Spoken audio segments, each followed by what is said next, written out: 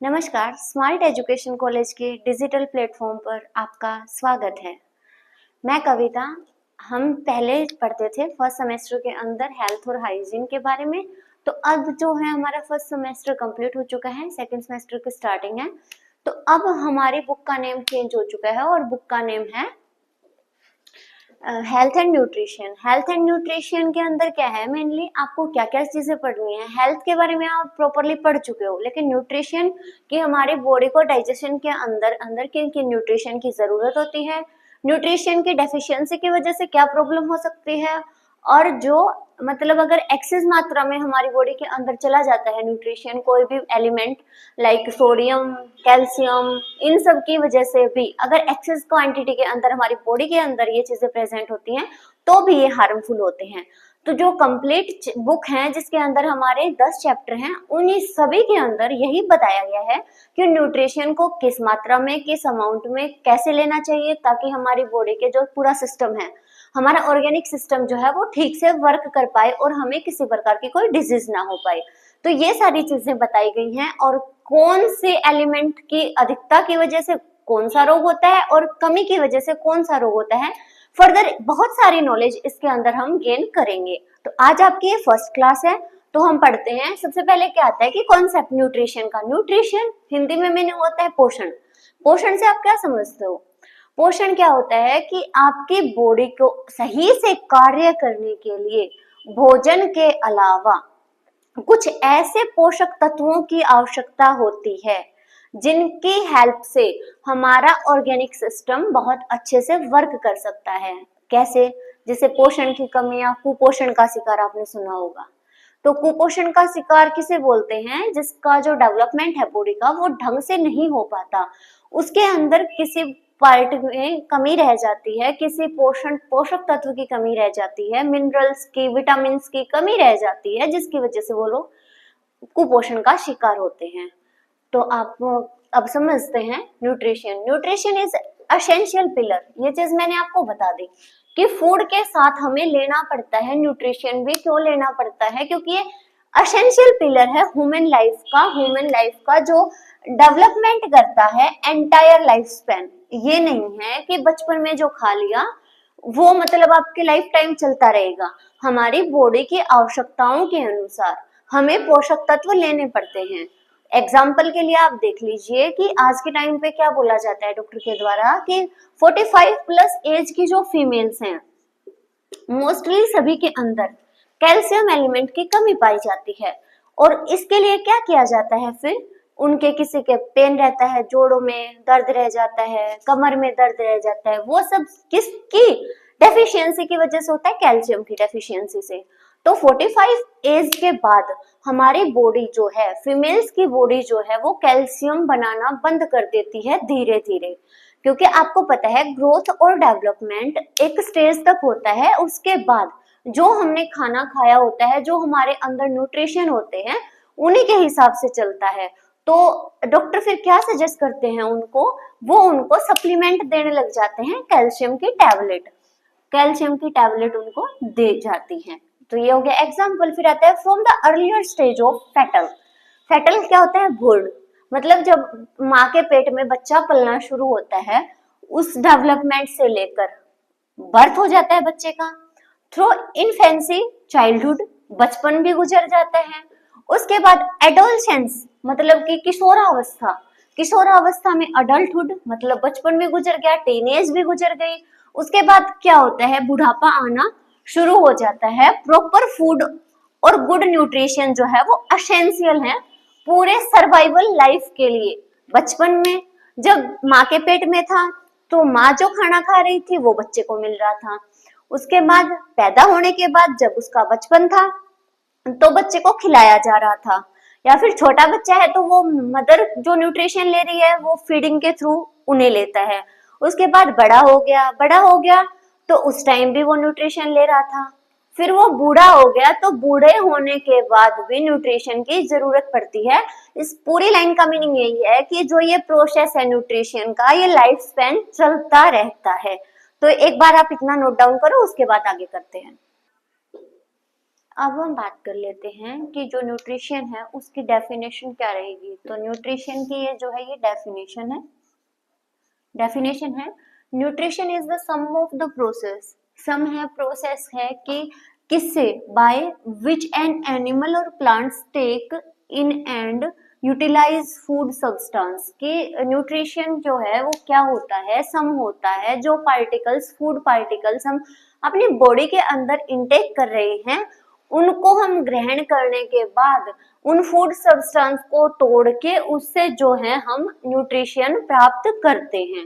Definition ये है। अब हम जिक्र करते हैं कि न्यूट्रिशन जो है मिलता कैसे है हमारी बॉडी को। तो जो न्यूट्रिशन है वो एक टाइप से एनर्जी का काम करता है। एनर्जी कहाँ से आती है, वो जो हम फूड इनटेक कर रहे हैं हमारी बॉडी के अंदर उससे एनर्जी आएगी। और जो फूड प्रोसेस,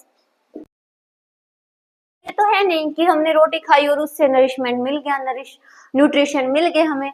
उसके लिए क्या करना होता है कि छोटे छोटे टुकड़ों में जो भोजन टूटता है उसके बाद जो सब्सटेंस पार्टिकल जिस प्रोसेस के थ्रू गुजरते हैं उनसे प्रॉपर अमाउंट में हमारी बॉडी क्या लेती है, न्यूट्रिशन लेती है।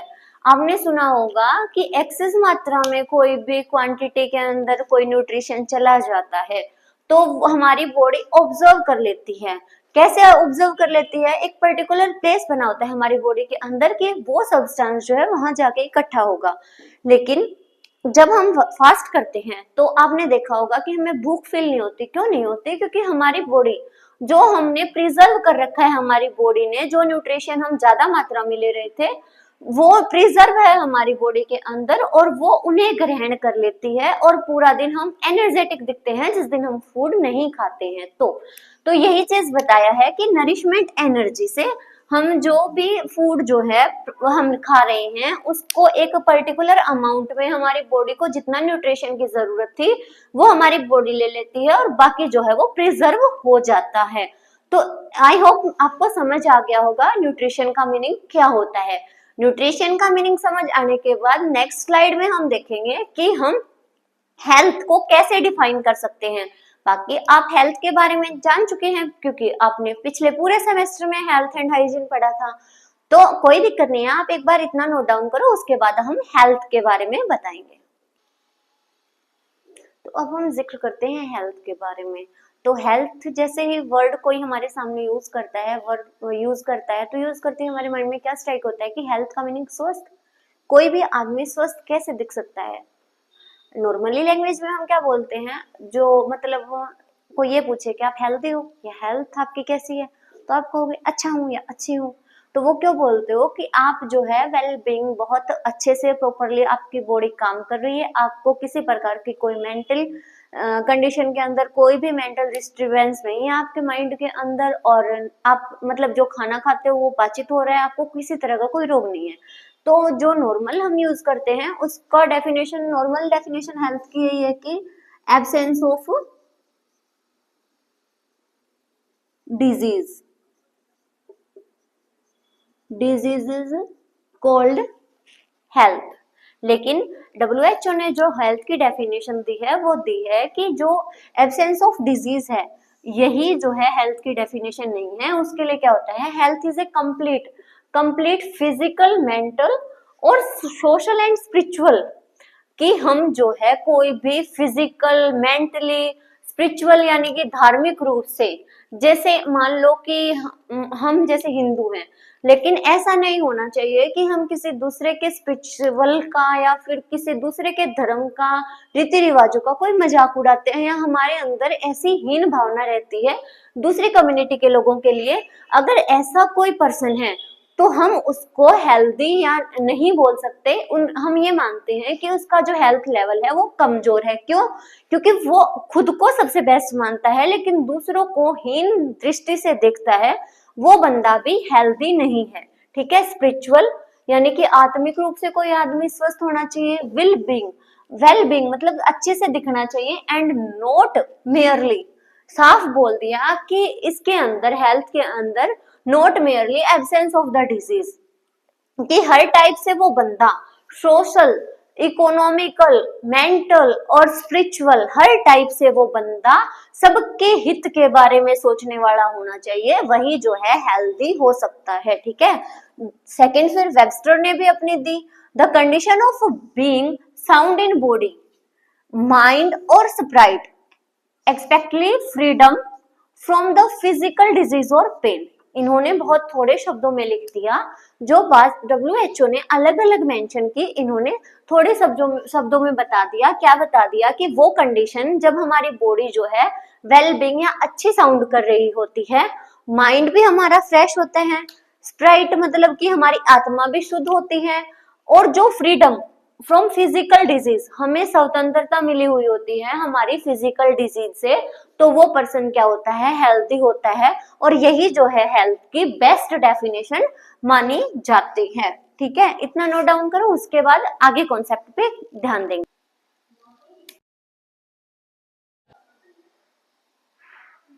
अब हम बात करते हैं कि क्लासिफिकेशन कैसे किया गया है न्यूट्रिशन का। तो मैंने आपको पहले बताया था कि न्यूट्रिशन जो है कहाँ से मिलते हैं, जो हम बॉडी के अंदर फूड इनटेक करते हैं उसी से हमें न्यूट्रिशन मिलते हैं।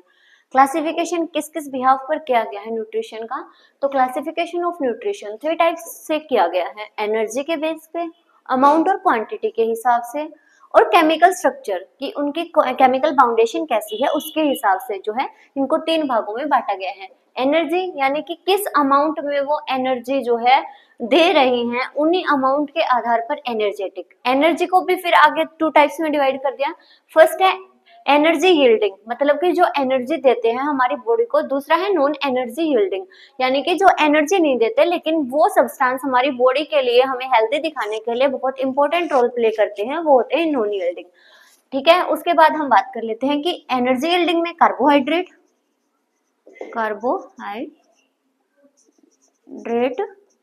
सेकंड है लिपिड,